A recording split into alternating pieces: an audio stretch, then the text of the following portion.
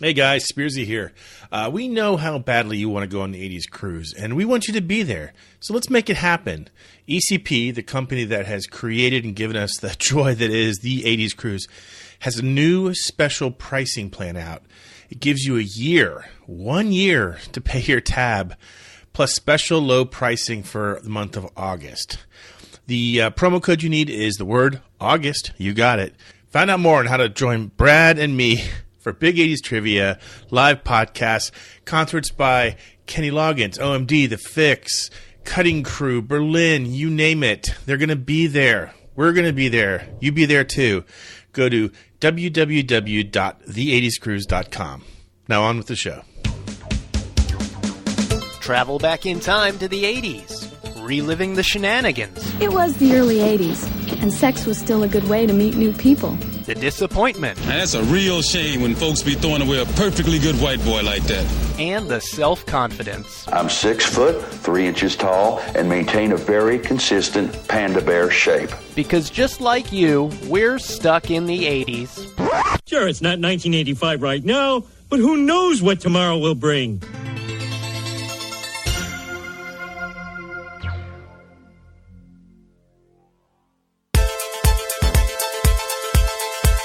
Hey, welcome to Stuck in the 80s. It's your host, Steve Spears. And Brad in LA. And today we talk to the author of an amazing new book about music from our decade. It's our interview with Mike Hipple of 80s Redux. Stuck in the 80s is a member of the CLNS Podcast Network. You can find our podcast on iTunes, Google Play, Stitcher, and the CLNS Media mobile app. Don't forget to listen to our podcast at the CLNS Media website. You can find it at, do you remember, Steve? It's clnsmedia.com.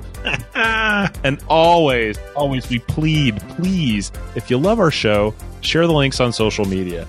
And don't forget to like our page on Facebook and follow us on Twitter. It's at Stuck in the 80s on Twitter. You cannot miss it. Hey, everyone. Remember a few months ago, we did that fun little episode on the ultimate 80s summer reading list? You remember that, Brad, right? Yeah, I read books for that show.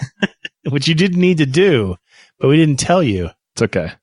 Anyway, at the time, I was just starting to read a new book that a writer had sent me, and it's called 80s Redux, Your Favorite Musicians Today.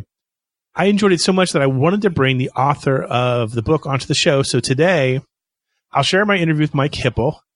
He's a freelance photographer based in Seattle, very accomplished, award-winning. He will talk about his memories of the 80s, his inspiration for the book. We'll share some stories about each of our encounters with musicians that we all loved during the decade. It's almost like a perfect coffee table book because as a photographer, Mike has shot some really amazing photos. And we talk about that a little bit during the interview. The photos are just the opposite of what you're used to. I mean, Brad, you know what it's like. We get all these in our business. People want to take my picture all the time. Yeah, no. No pictures. No pictures today. No pictures today. I hate having my picture taken. That is like everyone knows that. But the pictures that we see, from day to day in the corporate headquarters that is Stuck in the 80s, they're like real static publicity photos that maybe you can see the guy's face, maybe you can't. They're all standing in front of a warehouse somewhere, looking at the ground or staring at the sun. One of them's looking tough, and one of them's got their drumsticks out. Right. And so what's nice about this book, Mike Hipple is a fantastic photographer, and he does really good portraits. And so you get these photos of these people that you know so well over the decades, but you see them in kind of as they really are. I mean, stripped down. Okay. A lot of times at their homes or something important to them. And so you have these. Okay. So more in their natural habitat. Right. So, but really. Than this kind of perceived world that they live in. Really good, really interesting photos. And then he matches each one of them up with a nice little interview that he's done with them. And he basically updates you on what they've been doing since the 80s. And some of them, like Quarter Flash, one of your favorite bands, because of the sax solos.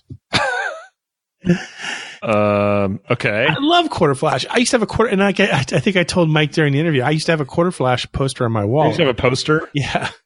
You're such a dork. You're such a dork. I'm staring right now at my wall, and I don't know if I've told people this, but I'm plastering the walls of my home office with posters from the 80s. Excellent. I have a Rush poster so far, a Casual Sex from the movie, and then a Something Wild poster, and then 3 more were at my doorstep when I got home tonight. I haven't even opened them up to see what they are. Oh my gosh! I gotta hurry up and get your late birthday present to you because it's something else for you to put on the wall. Oh, good. But Quarter Flash was one of those bands that I had on the wall in the 80s, and I don't know where they went to, but Mike does, and he shares it in the book. Other people he caught up with, Robin Hitchcock, one of my favorites, would love to see him perform live. Midge Ure, we both have interviewed him. Cindy Wilson from the B-52s. The guys from Modern English, we had trivia with them on the 80s cruise. Dave Wakeling from English Beat. This guy has really done his work. It's a good book. It's a fun book. If you love the 80s, you're going to love this book. So sit back, why don't you, and enjoy our interview with Mike Hipple of 80s Redux.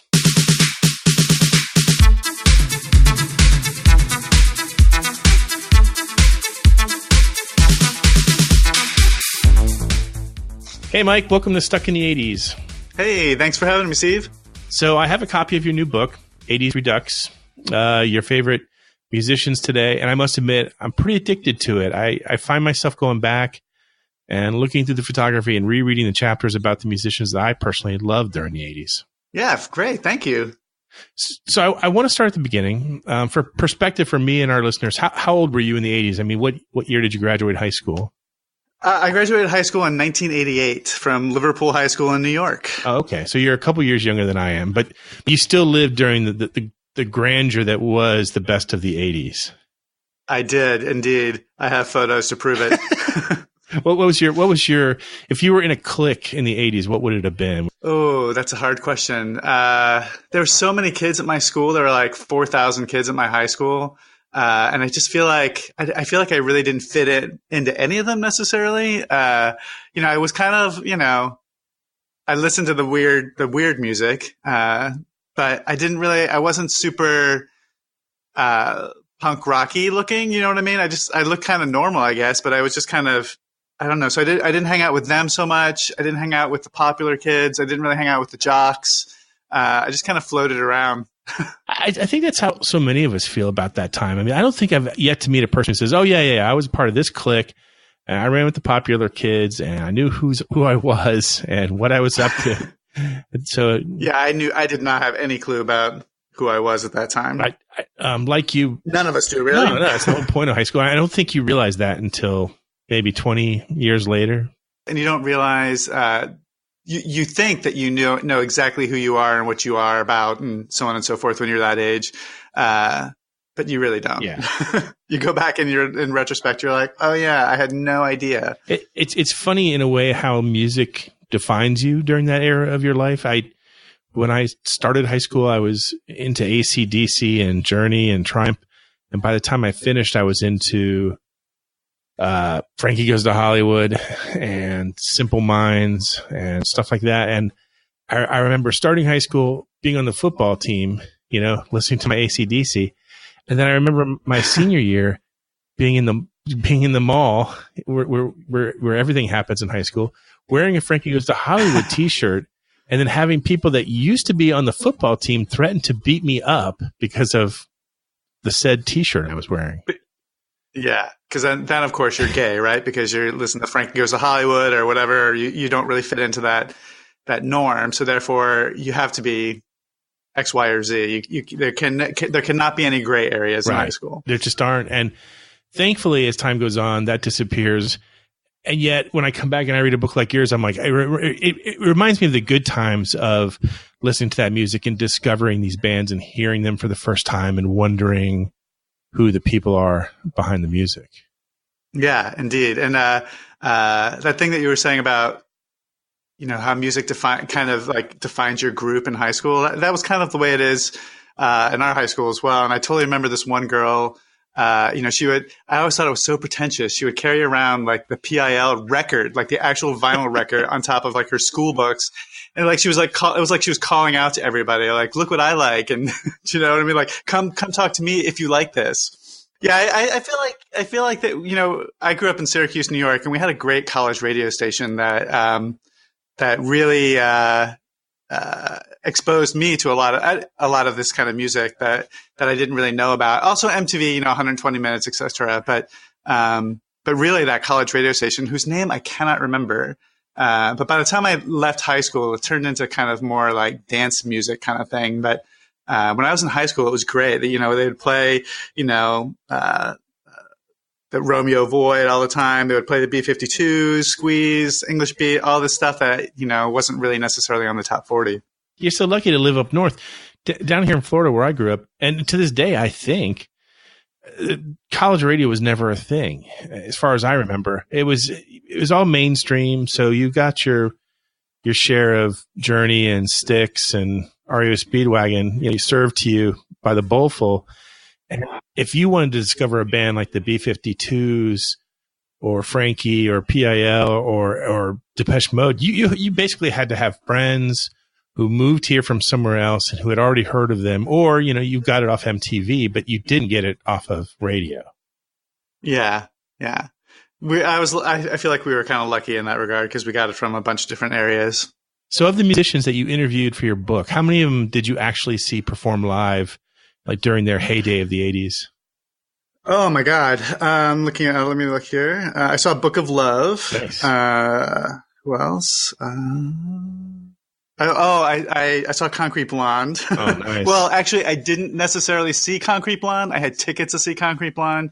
And then my mom found out that it was at a bar, and absolutely refused to allow us to go.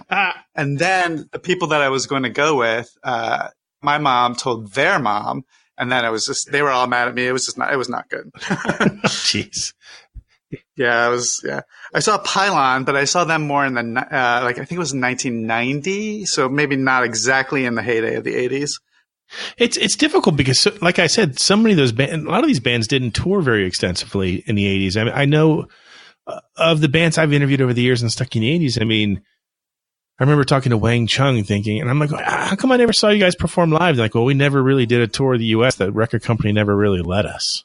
Huh, that's bizarre. They had quite a few hits. So that's they did, weird. But the record company wasn't ready to support them on a tour. And so you had to reach a certain level where it just made financial sense, or it just never happened. And so I think we kind of find ourselves today in almost a golden era of these bands that we love so much touring again, because there's so many more outlets now. You have these retro festivals and the 80s cruise and Lost 80s Live, where they basically can get like 5 or 6 of these bands together and make it financially work. And so you get to see Dramarama or Gene Loves Jezebel and stuff like that, or Modern English again. So. Mm-hmm. Yeah, and from what I understand, the way the music industry works these days, I mean, that's really the only way people can make money anymore.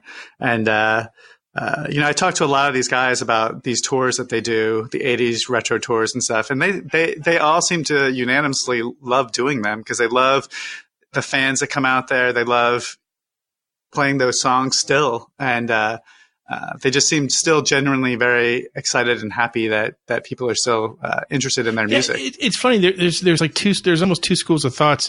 There are the bands like that you just mentioned they're like, hey, I love that time of my life when we produced this great music that connected with people, and it's fun to perform it for them live again. And then you got another school of thought, which is that I'm not an 80s artist. I'm a valid contemporary musician, and I don't appreciate being labeled, as an 80s act. Okay. I never came across that necessarily. A lot of these artists are still producing what I think is fairly interesting and good music. And they definitely want to highlight that, but at the same time, they're very content with the legacy that they have too. I mean, some people. I mean, I know because I'm so close to the 80s cruise people. I know that they have stories about bands that are like, "We'd love to do your trip. We would love to come out there and entertain, but can we just call it anything other than the 80s cruise? Can we call it? Okay. Can we call it like?"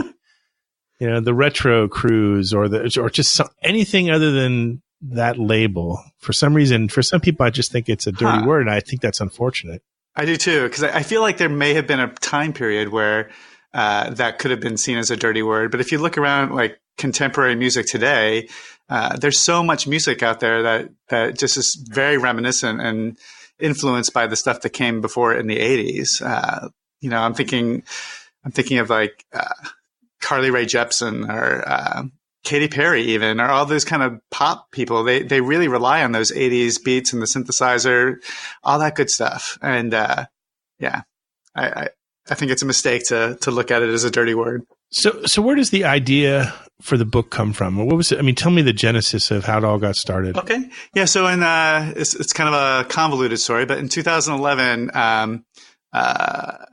well, let me go back a little further. In 2008, we had adopted a baby. So our whole lives were about this little child, and we were in this little bubble of a world, you know, just making sure that she was fed and that she was pooping and all that stuff that you think about when you have a baby. And as an artist and as a photographer, I wasn't really doing a lot of work at that particular time. And by 2011, I was feeling itchy to like get out there and work my muscle on that. So I just kind of gave myself some self assignments, and I just took a trip to New York and just started reaching out to artists that I really admired. It was more like designers, architects, things along that line. And this guy named Chip Kidd, he's a pretty famous designer, said yes. And so I photographed him. And then I spent a couple of years working on this book of creative people that I really looked up to and admired. And then I pitched that as a book project, and nobody wanted to touch it. One publisher, there in that batch of photos in that initial pitch, there was a photo of Dave Wakeling from the English Beat, and one of the publishers pulled that out and was like, you know, this book is a little there's too many different things here. Why don't you just focus on like 80s musicians or something like that? And I thought, oh, that's great. You know, I didn't really think too much about it. And then I just sat on that idea for a while, and I'm like, I love that era. I love that music. I continually go back to that music. It's, you know, and in the 80s, I was very into that stuff. And I'm like, maybe I can do this. And I kind of half-heartedly started reaching out and doing a couple of things, and nothing really was happening. Other things were happening in my life too, so I was kind of busy with that. But then one day the phone rang, and it was Valerie from a band called New Shoes in the 80s. You know, I Can't Wait. That song was a big song. I know Valerie, yeah. She's like, hey, Mike, this is Valerie from New Shoes. I'm wondering if you can come down and take some band portraits of us. And so I said, oh yeah, but you know, can you be a part of this book project that I'm working on? And then I didn't realize that Portland, they're from Portland, Oregon. I didn't realize that Portland was such a big hotbed of 80s artists. Like they're there. The Motel, Martha Davis from the Motels lives there. Quarter Flash are there. Tommy Two-Tone is there. So I started reaching out to those people since it's basically in my own backyard. And then I got lots of yeses. And then I just continued to go on from there. I went to London. I went to Athens, Georgia to photograph some folks. I went to New York a couple of times, Los Angeles a couple of times. And it just kind of, the ball just got rolling from artists in Portland, basically. And then now 2 years later, 2 years of hardcore work on it, and here we have a book. So did you do the interviews at the same time that you did the portraits, or were those like separate? Sometimes I did the interviews at the same time, and other times we would do Skype interviews after the fact. I like to do them when I was there because sometimes it was difficult making the connection after the fact to get the times and schedules to work. So that would be my ideal part. We would do the photo shoot and then talk as well. And that seemed to be the best idea, but sometimes some of them were done after the fact. I love how so many of the interviews with artists that I really worship for so long, including Dave Wakeling and Robin Hitchcock. I know that a lot of times when I get those interviews, you know, I feel sick the day before. You know, I can't sleep. I get you know, nauseous trying to come up with questions. Were there any cases where you kind of felt similarly, you know, starstruck by the experience? All the time. All the time. The feeling that the best way I can describe it is like you're sick and you have to go to the doctor and you know that you have to get a shot or something, and that like butterflies in your stomach. And then you have to add the added pressure. For me, is I have to make this person look good as well as, you know, sound good. I have to come up with good idea and a good, you know, and it doesn't get easier. I admired all these people, and but I will say that all of them were very open with their time and their energy, and were very interested in making a good photograph and a good portrait. I didn't really have anybody that was kind of standoffish or weird about any of that stuff. So they made it easier for me. They definitely made it easy to approach. They're all very approachable people. Were there some artists that you approached that just were that you can tell me about that you were hoping would get attached to the project, but just said, look, can't do it, or just, standoffish or truculent? Yes. But mostly I had a lot of people that just didn't get back to me that I really wanted to get. People like, Andy Partridge from XTC. He was like a big get for me. I really wanted to get him in the book, but I never had the proper contact information. Some of these people are a little bit more difficult to get a hold of. I really wanted to get Tom Bailey from the Thompson Twins. And I spoke with their people a couple of times. But when I was in London, he was in New Zealand. And we just, obviously I couldn't make the timing work on some of those things. So I was a little disappointed that I couldn't get some of those people. So I guess I'm just going to have to do a book too. Well, if you need help with Tom, I've interviewed him at least once, and he's fantastic. Okay. He's a great interview. And he played the 80s Cruise a couple years ago. And so I actually had a chance to hang out with him a couple times. But one of the craziest things about talking to him, this was before he had made his comeback. He had agreed to do the Retro Futura tour, which I can never say correctly, but Retro Futura tour.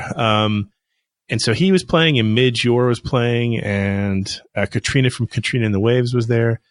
All people that I've had on the podcast. But Tom, I remember asking him, I was like, look, you haven't performed these songs in 30 years. How do you go about, rehearsing? He's like, I actually had to go to a record store and buy a greatest hits CD. I can imagine that's the case. Well, that's a different story. I was going to say, I'm curious now what he was doing for those 30 years, but that's a different story. Yeah, definitely ask him, because I think I think there's a lot to be written about that. Like, what have you been doing? And I remember him telling me things like he didn't own a television, and he's not on social media, and I know he was raising kids and trying to be a family man, but which is, I think, a similar storyline that we hear with a lot of the people in your book. I mean, these people, they had their time where they made music, and when you do that, it's a all encompassing, adventure, but it's not all you want to do with your life. You want to have a family and raise kids. And so I saw that similar strain kind of, from start to finish during your book. Mm-hmm. Yeah. And one of the reasons why, when I got into this project, that question of these people had these huge highs, which not a lot of us have. And then you don't really hear much from them. And like, how do they feel about that? Like, what are they doing anymore? Like, are they still getting something? Obviously these are very creative people. What are they doing to fulfill that itch? Right. And I thought it was fascinating how, there were quite a few people who decided to just drop out altogether and raise their kids, which I thought was a fantastic idea. And then there was just other people who,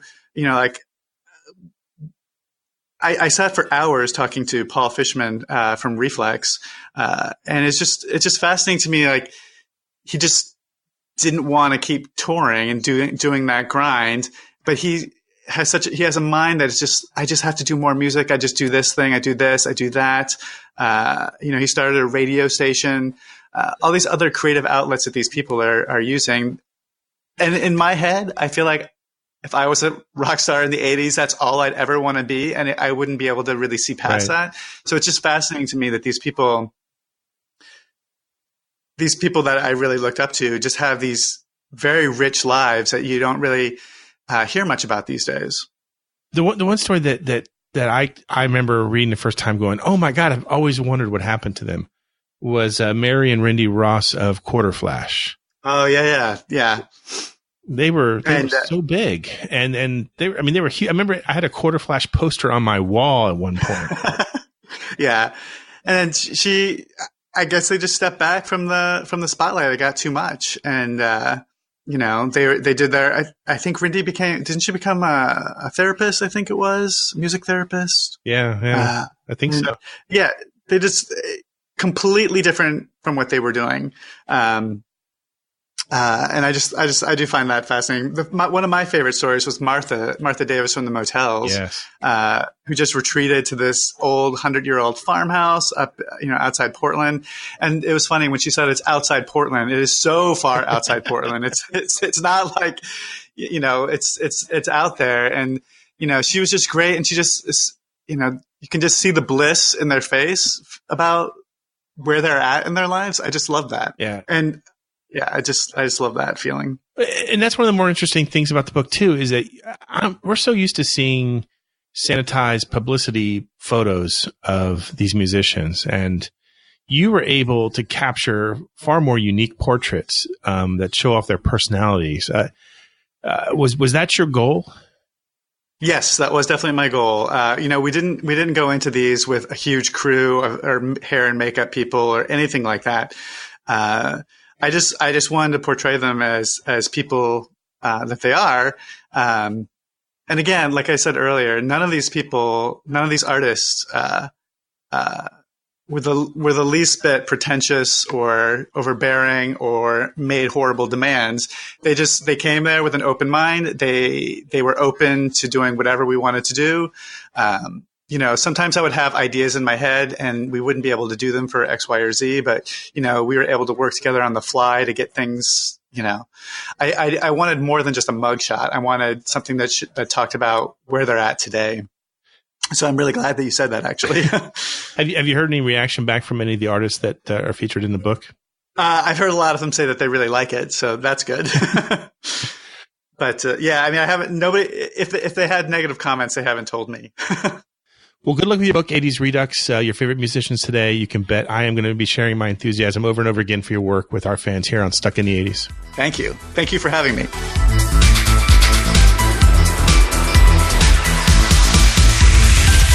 So there you go, Mike Hipple from 80s Redux. That was good. I like you both kind of warmed to it a little bit. Oh, he was fun to talk to. We actually talked on the phone for probably twice as long as the interview was that you heard.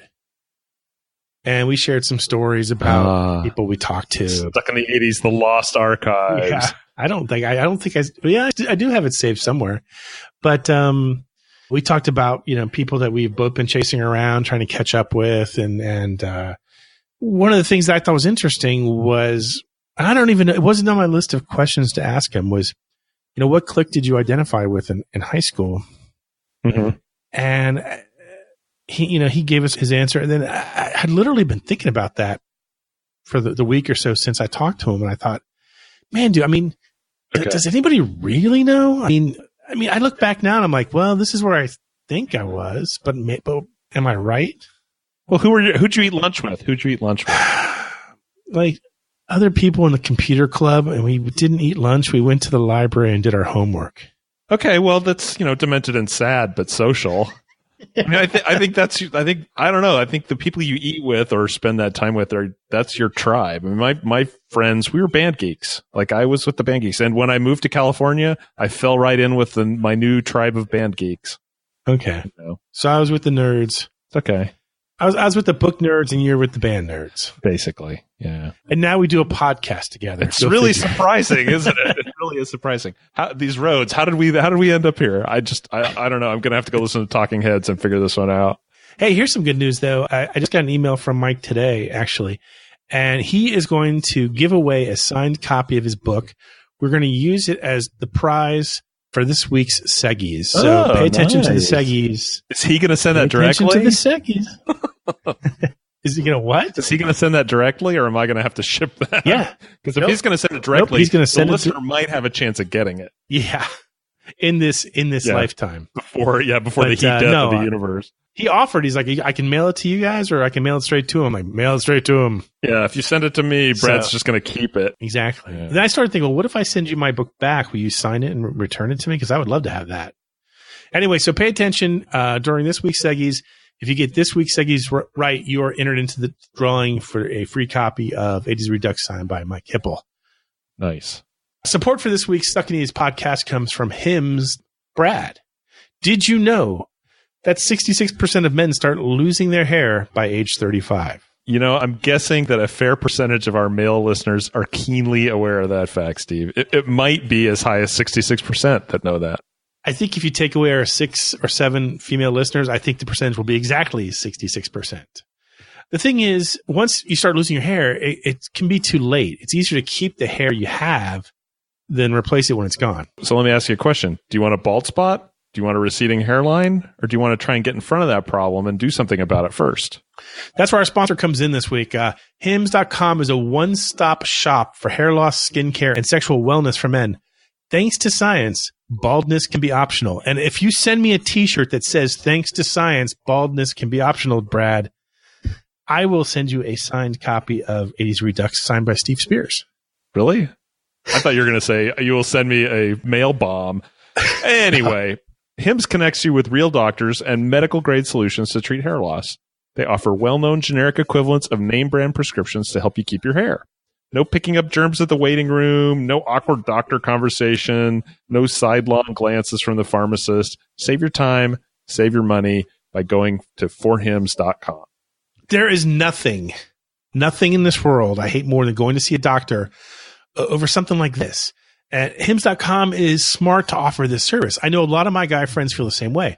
Better to tackle our issues using like a really smart, intuitive website than taking a half day off from work to go visit Dr. Jellyfingers. If Dr. Jellyfingers is checking you there for hair loss, you need to find another doctor. Just need to use a website. Yeah, I'm telling you. Because you, friend, are a Stuck in the 80s listener, you get a special deal. A trial month of Hims for just $5, including a doctor's consultation, while supplies last. $5 instead of the hundreds you'd spend on a trip to the doctor's office and the pharmacy, let alone the time you'd waste getting there to and from, blah, blah.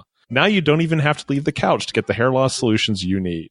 Just go to forhims.com/80s. That's forhims.com/80s and get a trial month for $5. Steve, you know what else I'd pay $5 for? The Seggies? The Seggies.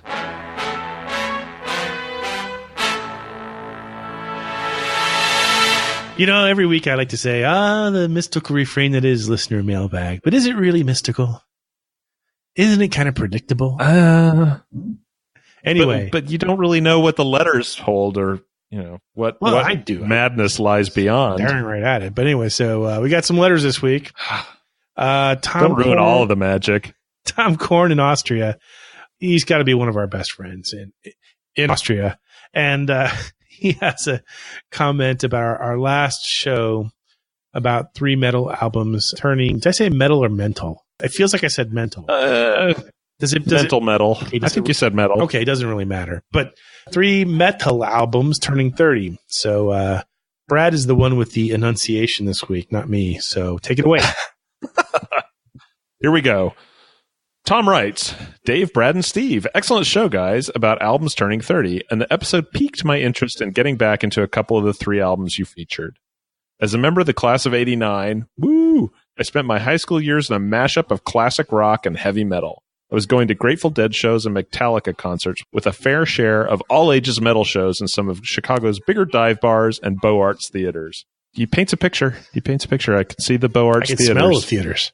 He continues, I love that Ozzy album and wore it out on my parents' stereo. Justice for All was one of the first CDs I ever bought. Poison and the hair metal bands were just a genre of derision in our clique of metal fans. That's a common theme. We've been getting a little stick from people saying, that's not really metal. To which I say, tell you what, skip that 10 minutes of the podcast and get on with your life. Okay, moving on.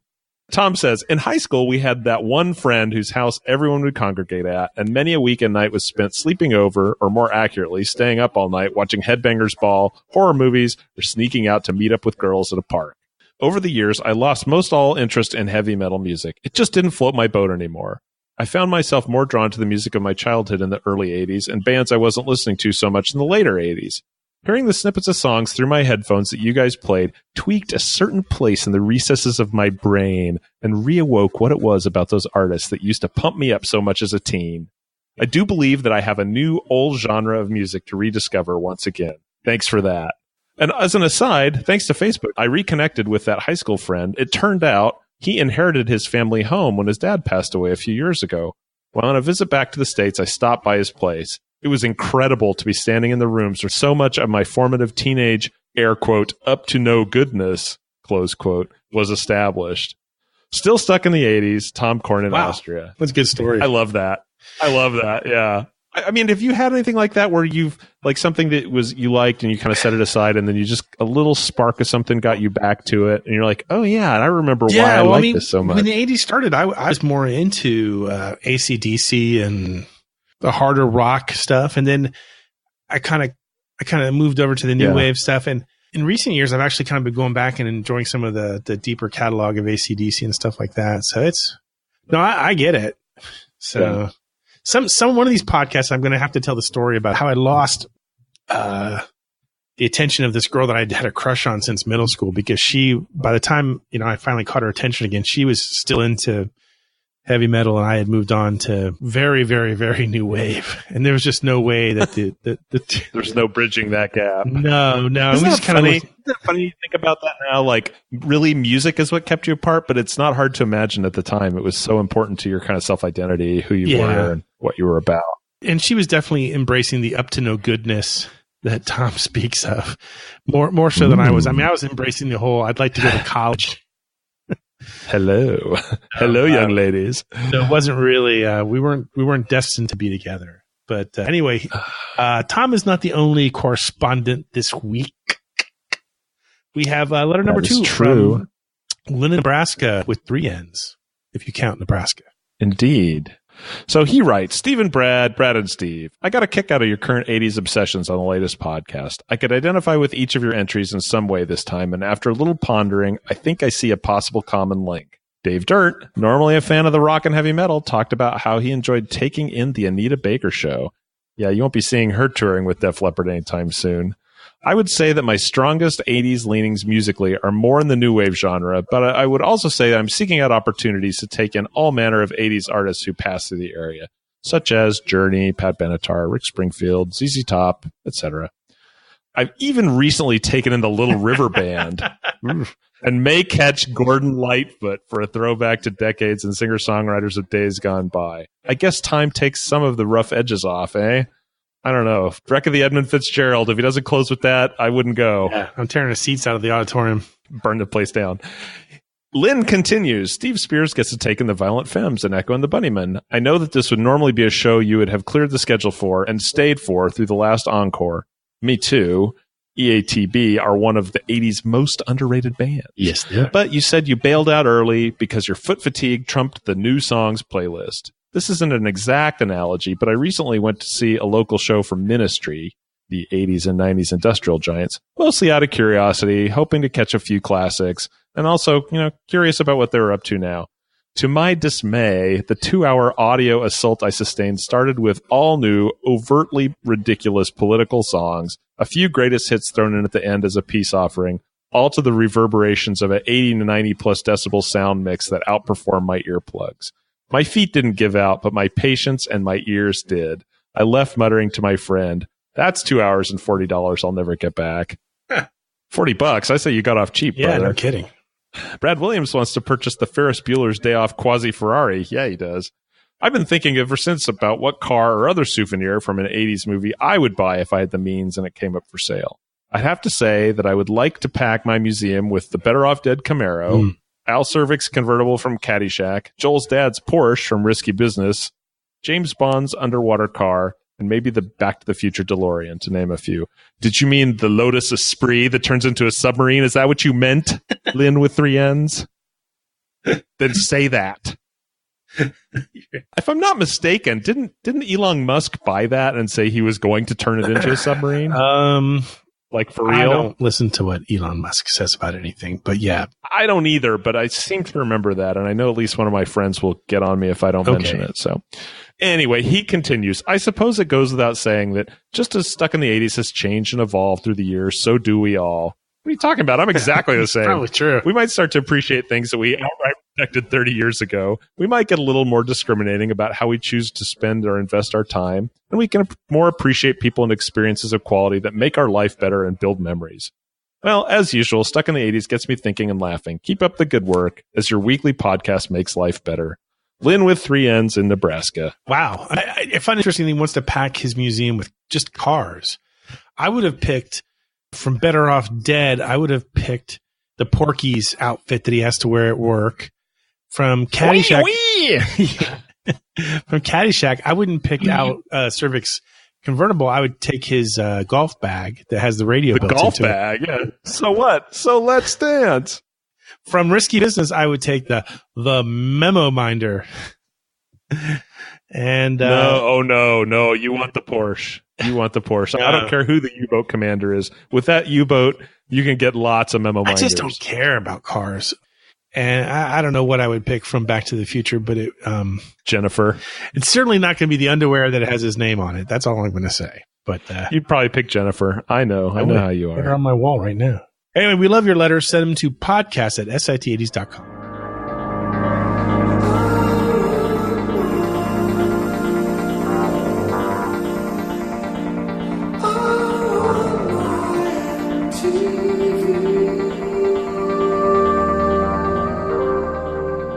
The truly mystical refrain that is, I want my mystery TV theme song. Yeah. Meta. This is the big one. This is, we play a snippet of a theme song from the 80s. If you get it right, you're entered into a drawing. For this particular one, this week's winner gets a bottle opener. If you answer the next one right, that we're going to tell you at the end, then you're entered into the chance to get the Mike Hipple 80s Redux book, which is much more valuable and much more precious than any bottle opener could be. Yeah, you're probably right. I am very much so right. Anyway, pay attention. Here was the song from our last podcast. That's the theme from My Two Dads. This is me, Nicole Bradford. Cute, huh? This is my dad, and this is my dad. How'd I get 2 dads? They inherited me. Congratulations. It's a girl. Here's the judge who brought us together. She lives in our building. My building. I own it. She's going to make sure we're one big happy family with one dad who's down to earth and one dad with his head in the clouds. I think we're Father of the Year. You can count on me. No matter what you do, you can count on me. No matter where you go, I'm standing by. Still creepy after all these years. Oh my gosh. Here's the thing. If they made this show today, it would be a lot different. Be on the Disney Channel. It would be just a lot different. But no, it was. I think I watched a little bit of this. I'm familiar with it, at least. I can say more so than most of the theme songs. I'd heard of it, but blah blah blah blah. Anyway, read the winners, Brad. Blah blah blah. I've heard of all these people. They're fine. Stuck in the 80s listeners. Winners this week include Joseph Purdue, Tim from Toadsuck, Brock in North Dakota, Canuck in Colorado, Rhoda Collins, Todd in Minnesota, DJ in Clinton, Dave Augie August, Brian in San Francisco. Never call it Frisco. It's San Francisco. And letter writer Tom Korn in Austria. Spin the wheel, Brad. No, wait. You know what? Let me spin the wheel. You know what I had for dinner tonight? I worked 12-hour day at Disney. And so you had a cup of noodles. No, I had powdered sugar donuts for dinner at Disney. The 3 Ds. Donuts, dinner, and Disney. So I'm like, if I don't burn off this energy now, I'm going to be up till 4 a.m. texting everybody. So here we go. Right? Spin it, baby. Show me. I think I pulled his hamstring. Wait, was that a dog or was that you? Something hurts. Is there a physical therapist in the house? And the wheel's coming to an abrupt close because we all have lives that we have to go back to, except for me. And the winner is DJ and Clinton. Wow. Woo-hoo. There we go. Nice. It's exciting. DJ, send us your snail mail address and we will get right on it. In the meantime, here's the one you're waiting for. This is for the book, the signed, autographed book from Mike Hipple, 80s Redux. Pay attention. Here it comes.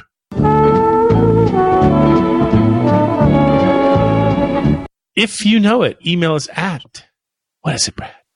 Podcast at sit80s.com. And tune in tune in next week.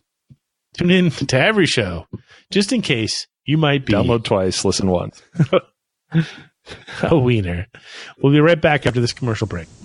10 years ago, I thought Tab was something you had to drink. You go on a diet, you go buy Tab, like it or not.